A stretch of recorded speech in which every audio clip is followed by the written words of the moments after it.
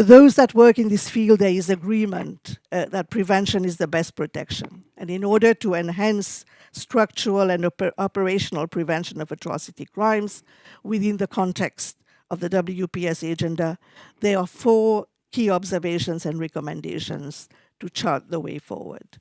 Firstly, the absence of women from genocide and related crimes prevention effort is deafening.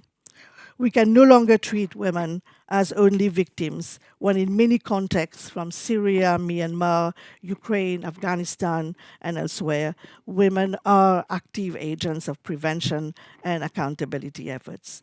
It is our responsibility as the international community to ensure that peace works equally for women and that we take seriously women's engagement as the co-creators of holistic solutions. Secondly, amplifying the voices of survivors and affected communities in prevention efforts is essential. In this respect, we must protect women human rights defenders, many of whom are bringing gender-based atrocity crimes to the attention of the world.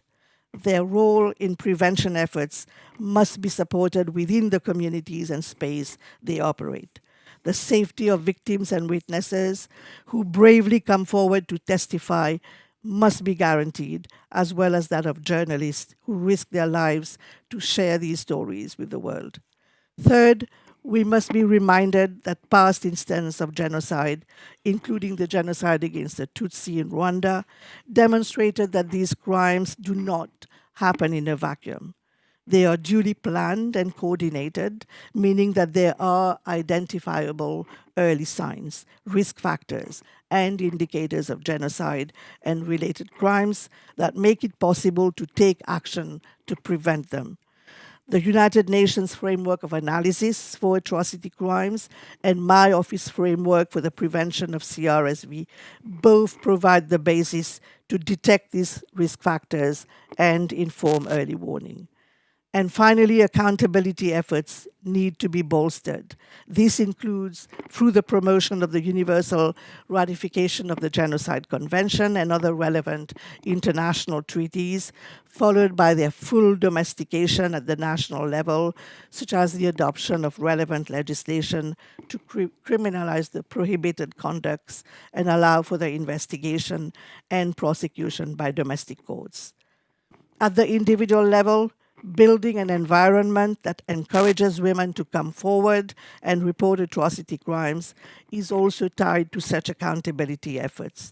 While we have seen in recent years a number of gender justice milestones in Guatemala, in the DRC, Colombia, in third states, pursuant to the principle of universal jurisdiction and in jurisprudence of the ICC, the fact remains, as was pointed out earlier this morning, that the pace of justice is painfully slow, and many women have survived wars only to die waiting for their day in court or for the delivery of reparations. We need to improve the quality of justice, not just the number of prosecutions, to ensure it is timely, accessible, and empowering. In short, we must bring all political, diplomatic, humanitarian, economic, coercive, and non-coercive tools to bear to avert atrocities. In this regard, the aims of my mandate and that of prevention of atrocity crimes are mutually reinforcing.